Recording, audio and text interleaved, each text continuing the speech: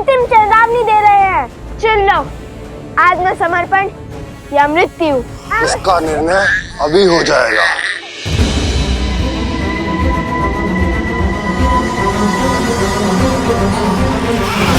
पुत्र!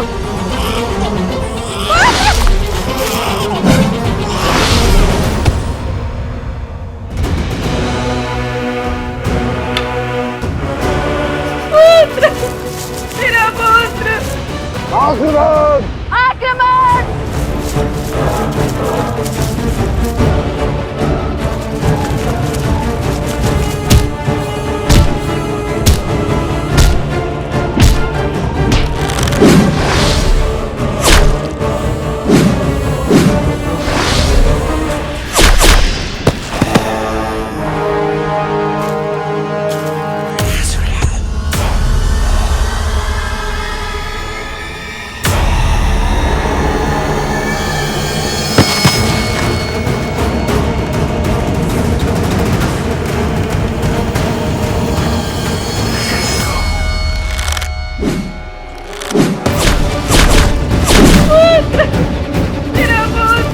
कुश, तुम इन्हें संभालो, मैं इस बालक की सुरक्षा देखता हूँ। सावधान!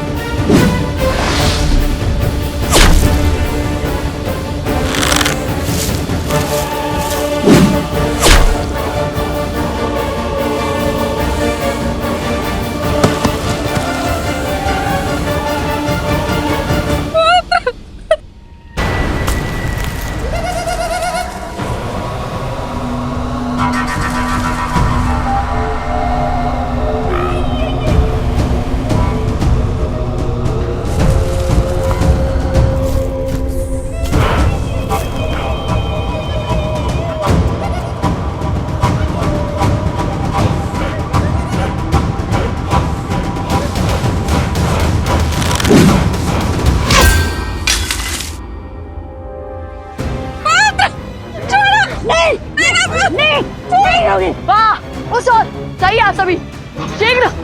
नहीं होगी। चल चल, नहीं होगी। नहीं, छोड़ो मेरे पुत्र को।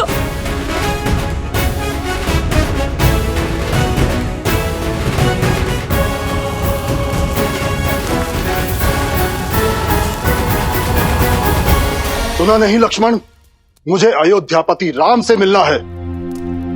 द्वार खोलो राज अनुज। क्षमा करें महर्षि, परंतु मैं इस समय आपको भीतर जाने नहीं दे सकता। जानते नहीं किसे रोक रहे हो?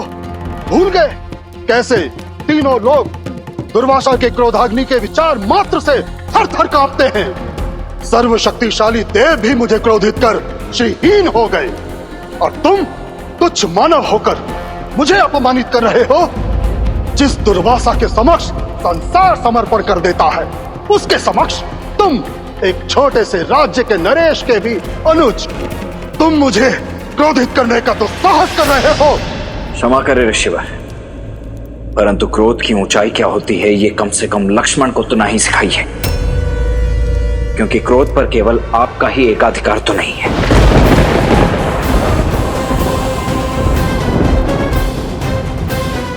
इस क्षण आप कौशल राज की राजधानी अयोध्या की पावन भूमि पर खड़े, वो भूमि जो अनगिनत संतों और महर्षियों के लिए अपने प्राणों को दांव पर लगाने से भी कभी नहीं चुकी, जिसे आप तुच्छ कहकर तिरस्कृत कर रहे हैं, वो अयोध्या धरती का गौरव है। बहुत अभिमान है तुम्हें अपनी अयोध्या पर, उचित है तो सुनो महान अयोध्या के महान राज अनुज। यदि आज राम की तरफ बढ़ता हुआ मेरा एक पग भी रोका गया, तो मैं अपने तेज से इस संपूर्ण नगर को जलाकर भस्म कर दूंगा।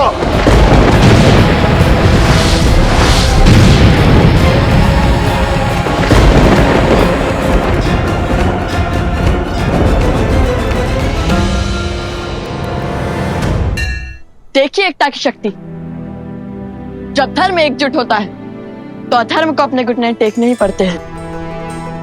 और स्मरण रहे, संकट चाहे जितना भी बड़ा हो, यदि हर व्यक्ति उसके विरुद्ध खड़ा हो, यदि समाज एक परिवार की भांति उससे लड़ रहा हो, तो उसका हल संभव है। जब तन मन से भय नहीं निकलेगा तब तक यूं ही या असुर आपका लाभ उठाते रहेंगे। हमसे हमारी संतान और हमारे परिवार को छीनने वाले इन असुरों को जीवित जला देना चाहिए। मेरी पत्नी एक माता से उसके पुत्र को पृथक किया इन्होंने। अच्छा, और वहाँ हाट में क्या करने वाले थे भूल गए? आप मुझे ग्रह कर लीजिए, बस मेरे पुत्र को मेरे साथ लेके चलिए। नहीं नहीं, ये साथ आया तो तुम्हारा ध्यान कार्य पर नहीं सिर्फ इस पर रहेगा। मैं केवल तुम्हें ही ले जाऊंगा। स्थिति परिस्थिति चाहे जो भी हो, किंतु एक संतान को उसकी माता के आचर से कभी भिन्न नहीं करना चाहिए। ये सबसे बड़ा पाप है। मुझे क्षमा कर दे प्रभु, अब तक जो सत्य नहीं जाना था वो अब मैं समझ गया हूँ। आप दोनों राजकुमार होकर भी स्वयं को बेचकर इस तुच्छ साहूकार का दास बनना स्वीकार किया। अपने पूर्वजों की परंपरा को निभाने के लिए, धन की ध्वजा को लहराने के लिए। आप समझ में आया, इस समाज का भवन धर्म की नींव पर ही तो टिका है और धर्म सदा उसकी रक्षा करता है जो धर्म निभाने का साहस रखता है। धर्म का सत्य यही है, जिस प्रकार वचन का मान रखने के लिए और धर्म की रक्षा के लिए राजा हरिश्चंद्र की रक्षा स्वयं धर्म ने करी थी। ऋषिवर विश्वामित्र ने राजा हरिश्चंद्र को एक चंडाल का सेवक बना दिया और उस चंडाल के आदेश अनुसार वो शमशान घाट कर उन्हें हर मृत शरीर के लिए आत्मा संस्कार का शुल्क लेना था। कोई भी शरीर बिना शुल्क दिए ना जला पाए। और फिर आर्या, आर्या, हमारा बेटा, शैव्या, इसे किसी नाग ने डस लिया।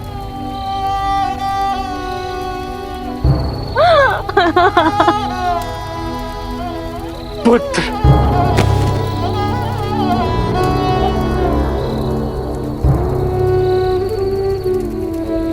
पुत्र,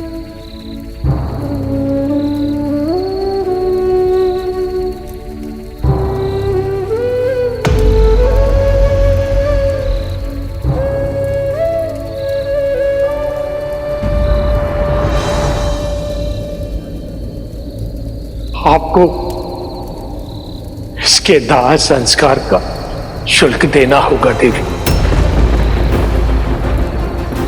क्या? ये राजा हरिश्चंद्र का पुत्र है और यहां खड़ा व्यक्ति इसका पिता नहीं, एक सेवक है जो कर लिए बिना दाह संस्कार नहीं करने देगा। आपको इसका शुल्क चुकाना होगा देवी।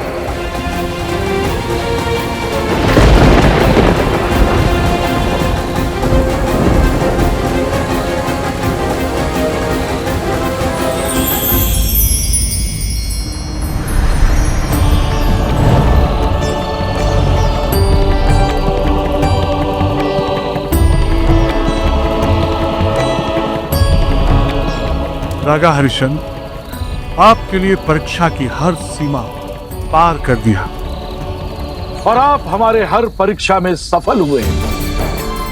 आपने धर्म की ध्वजा लहराया है।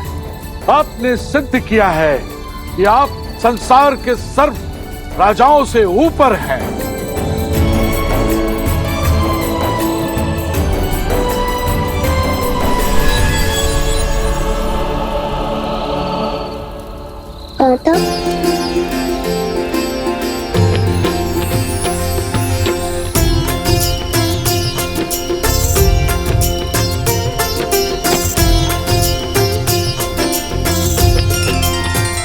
राजा हरिश्चंद्र की धर्म की प्रतिनिष्ठा ने उन्हें संसार के कद में सबसे ऊंचा बना दिया। विश्वामित्र जी ने उन्हें अपना राजपाट सब वापस दे दिया और उनकी दया नीति के कारण देवता भी उनके आगे नतमस्तक होने को सच थे। आइए राजा हरिश्चंद्र, स्वर्ग में आपका स्वागत है। मुझे कहना होगा, आपका राज्य न्याय और धर्म से इतना परिपूर्ण है कि उसे केवल धरा पर ही नहीं, यहाँ स्वर्ग में भी स्थापित होना चाहिए। आइए, आपके आने से मेरे स्वर्ग की शोभा और भी बढ़ गई। नहीं इंद्रदेव, मेरे साथ मेरी प्रजा ने भी अनेकों कष्ट सहे हैं। उन्हें छोड़कर मैं स्वर्ग नहीं आ सकता। उचित है।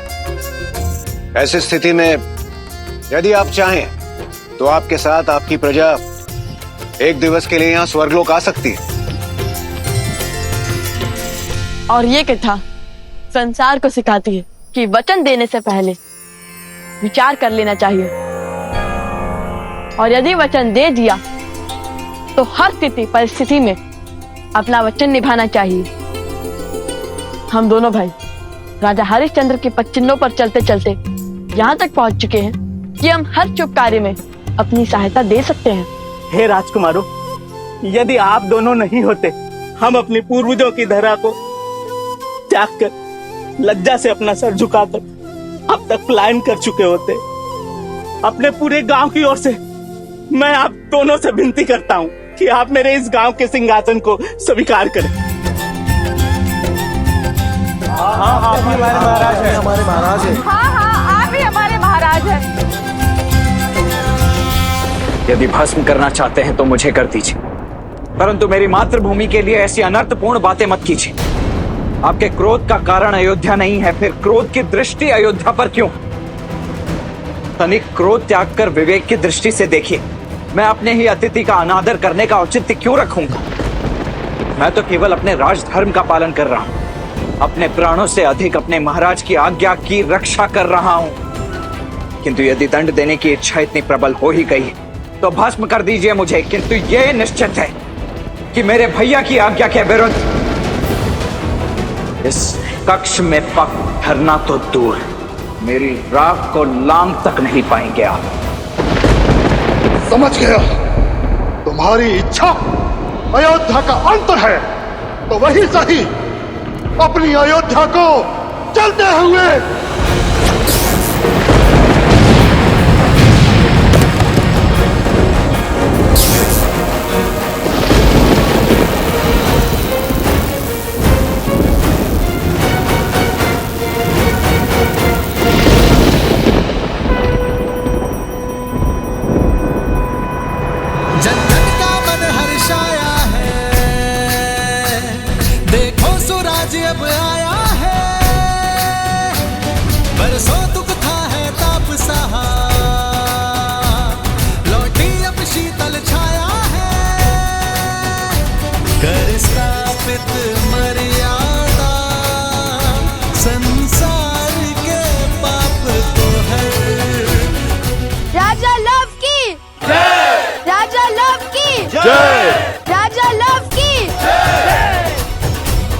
आप दोनों की ये यात्रा तो एक विजय में बदल गई।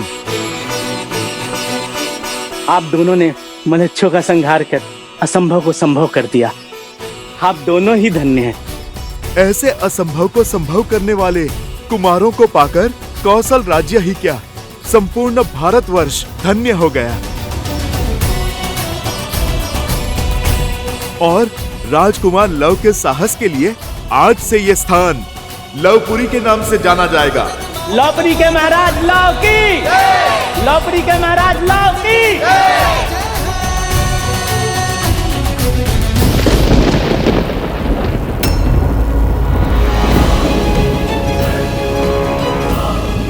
मैं अत्रि पुत्र दुर्वासा आज अपने सारे तप और त्याग को साक्षी मानकर ये रुक जाइए, शांत हो जाइए। मुझ पर आए क्रोध का दंड अयोध्या को क्यों? शांत हो जाइए ऋषिवर, तनिक धैर्य रखिए।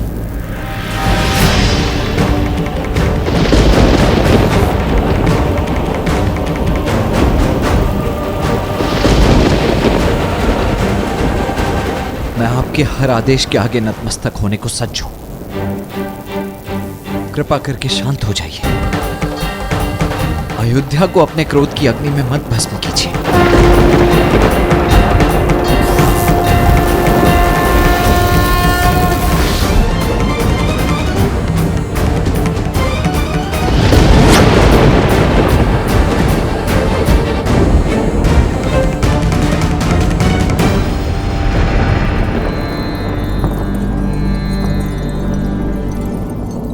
जितना आवश्यक भैया की आज्ञा का पालन करना है, उतना ही आवश्यक अयोध्या की रक्षा का धर्म भी है। मैं क्षमा प्रार्थी हूं ऋषिवर, कृपया अपना क्रोध त्याग दीजिए।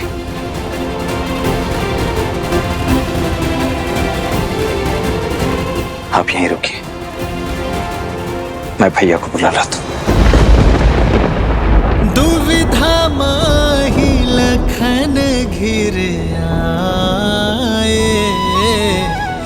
आज्ञा राजा की माने या राज बचाए।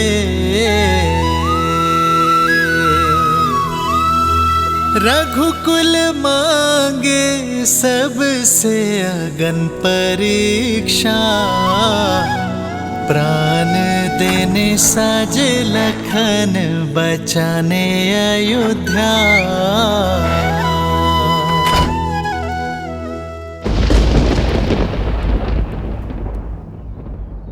हम आपको वचन देते हैं, आज से हम देह व्यापार का भाग नहीं बनेंगे, और यदि कोई हमारे समक्ष भी इस पाप पर आतुर हुआ, किसी मानव को बेचता दिखाई दिया, किसी माता को उसके संतान से भिन्न करता पाया गया, तो हम सब उसका विरोध करेंगे। अति उत्तम।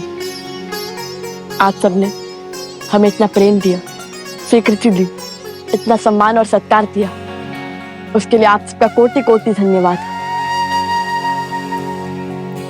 इस स्थान को छोड़ने का मन तो नहीं कर रहा है, किंतु अपनी यात्रा को संपूर्ण करने के लिए हमें आगे बढ़ना होगा, और जब तक मैं ना लौटूं तब तक मेरे राज्य का कारोबार आप और आपकी पत्नी संभालेंगे।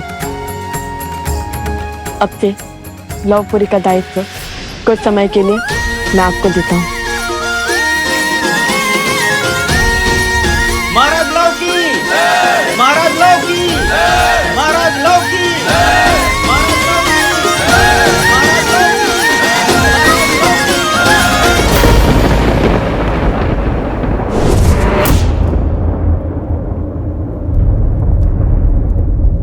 ये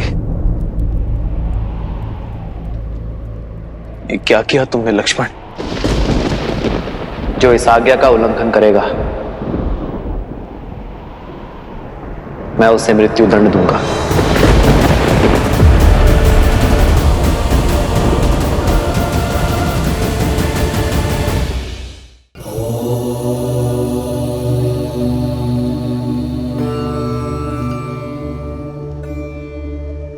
महादेव, पहले अपनी प्राण से प्रिय पत्नी की अग्नि परीक्षा का आदेश दिया, और अब अपने ही अनुज को मृत्यु दंड कैसे दे पाएंगे वो? देवी, मेरे श्री राम का आयन संसार को यही सीख तो देता है कि कैसे प्रतिकूल परिस्थितियों में भी स्वयं को संभाला जाए, कैसे विषम से विषम आपदा में भी मर्यादा के पद से अडिग ना हो हम।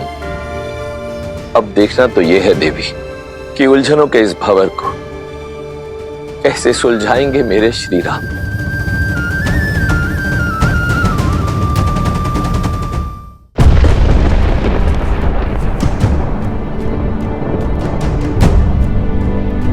ये कौन थे भैया, और आपसे मिलने? तो प्रश्न यह है कि तुम भीतर क्यों आए? क्यों लक्ष्मण? मेरे आदेश देने पर भी तुम मृत्यु दंड के मुख में क्यों चले आए? मैं भीतर आने और आपकी आज्ञा का उल्लंघन करने के लिए क्षमा प्रार्थी हूं महाराज, किंतु मैं यहां यदि नहीं आया होता तो महर्षि दुर्वासा संपूर्ण अयोध्या को जलाकर भस्म कर देते। अपने राज्य को, अपनी मातृभूमि को बचाने के लिए मुझे भीतर आना पड़ा महाराज। परंतु आपने मुझे बताया नहीं भैया कि ये कौन थे और ये यहां आपसे मिलने के लिए। उसकी चिंता छोड़ो लक्ष्मण, तुम जाओ और ऋषि दुर्वासा को सम्मान सहित भीतर लेकर आओ। जाओ। जो इस आज्ञा का उल्लंघन करेगा मैं उसे मृत्यु दंड दूंगा।